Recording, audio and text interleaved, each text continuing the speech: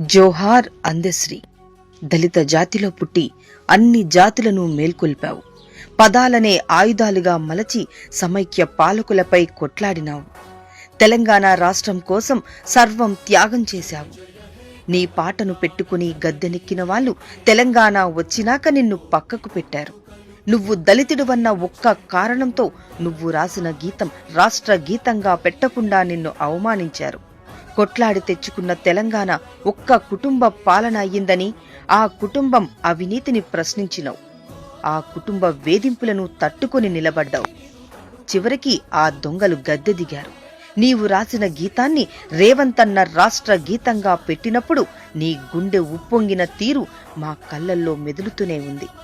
నీవు లేకున్నా ఈ నేలపై నీ గీతం ప్రతిధ్వనిస్తుంది. తెలంగాణ జాతి గర్వంగా ఆ గీతాన్ని పాడుతుంది. జోహార్ అందశ్రీ.